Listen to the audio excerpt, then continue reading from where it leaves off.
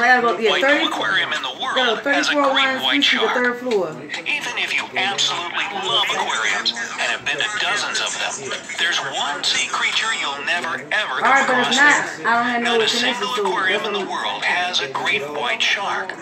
At this point, you might be wondering why that is. Is the great white not cool enough to be put on display? Are people afraid of being attacked, even when these animals are confined within thick walls made of special glass?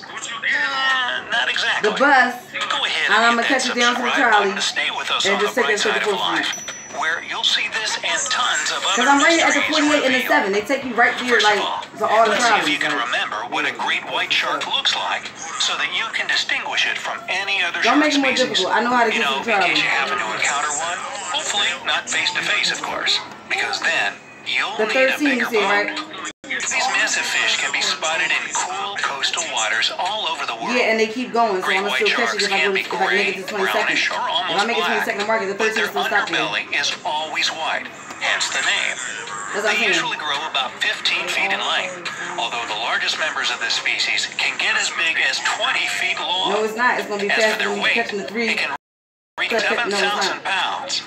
They use their extremely I'm just strong catching one tails bus to in the propel their trolley. bodies through the water at a top speed of 35 miles an hour. The mouth of a great white shark is amazingly equipped and decorated with 300 razor-sharp teeth.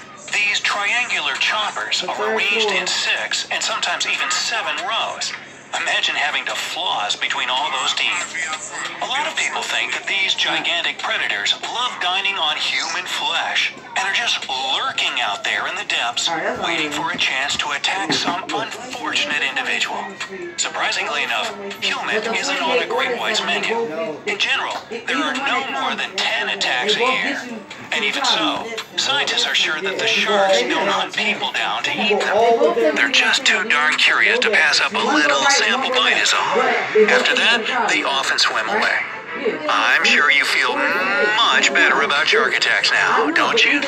Anyway, if great white sharks aren't kept in aquariums because of the danger they present to visitors, then what is the reason?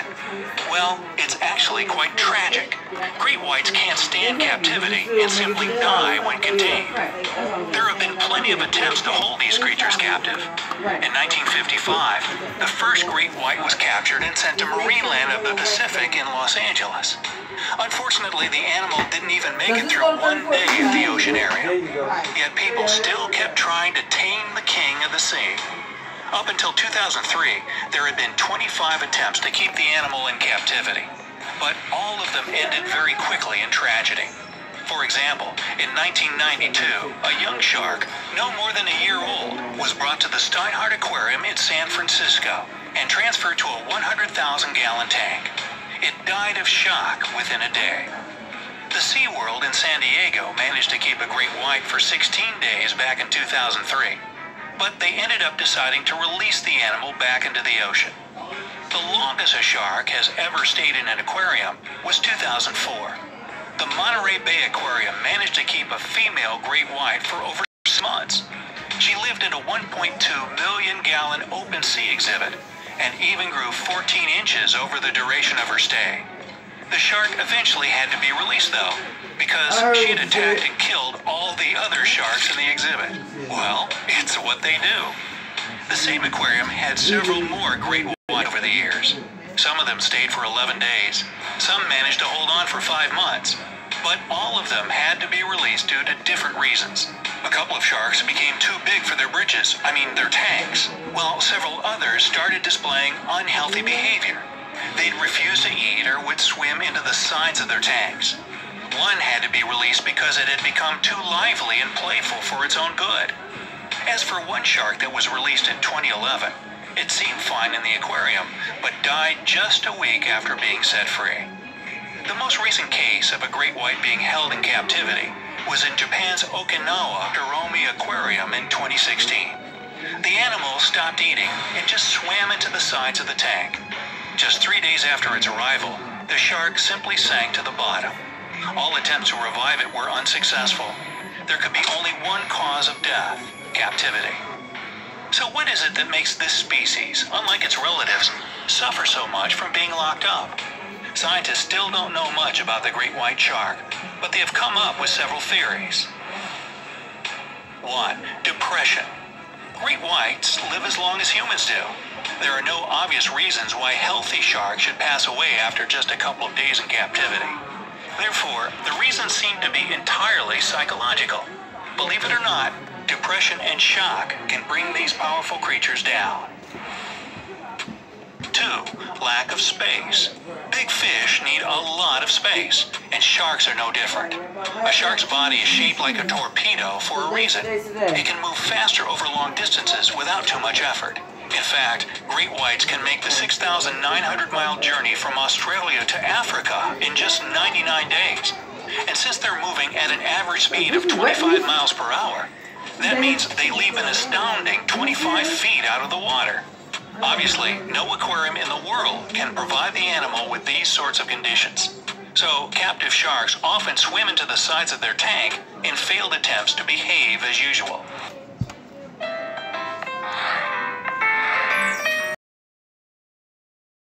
Have you ever heard that sharks need to keep moving in order to stay alive? Well, this isn't true about just any shark species. It definitely is when it comes to the great white. This species is an obligate ram breather, which means that it can breathe best only when there's a constant flow of water through its gills. In a tank, great whites can't move freely, so they develop problems with their respiratory system. What's more, a shark can suffer from hypoxia, or a deficiency of oxygen. The thing is that these sharks increase their energy by swimming faster and opening their mouth wider. And while this may seem counterproductive, that's how it works with obligate ram breathers. That's why sharks that don't have enough space to maneuver can choke to death from a lack of oxygen. 4. Hunger.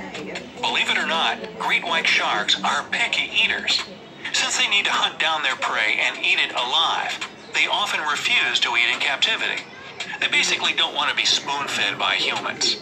Well, if they're starving, they might agree to eat whatever their human captor is offering, but it makes them depressed.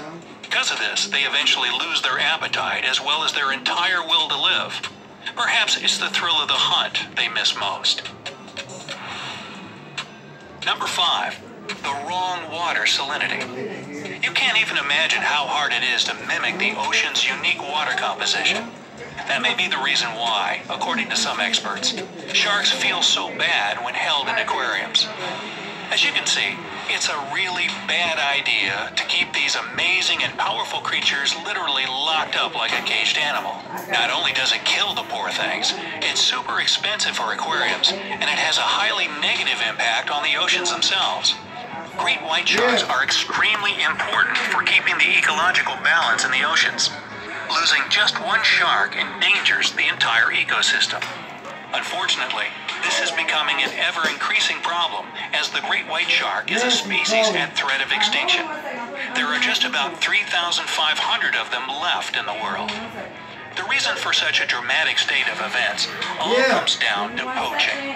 Some parts of a great white's body are in high demand on the black market and go for a crazy high price. The shark's fins, for instance, can cost huge amounts of money because they're used to make some sort of fancy soup at overpriced banquets in Asia. This demand has led to shark finning, which is when poachers catch a shark, cut off its fins, and throw the animal back into the open ocean. As a result, each year, millions of injured sharks die from either blood loss or being attacked by other predators, just so rich people can have a bowl of soup. Their skin is used to make clothing and accessories, and an oil called squalane is extracted from their liver to make cosmetic and pharmaceutical products. They have to kill 3,000 sharks to produce a ton of this substance. We can't forget about their teeth, of course. Tourists love buying pendants made from shark teeth. This practice is so widespread that the price of a particularly big tooth can reach $1,000, and a jaw can be sold for $35,000. It's totally illegal to kill these creatures, and all kinds of laws and punishments have been put in place. But as long as it's a lucrative business, poachers won't stop hunting these magnificent, but sadly, not so numerous ocean dwellers. To save the last representatives of the great white species, it comes down to us.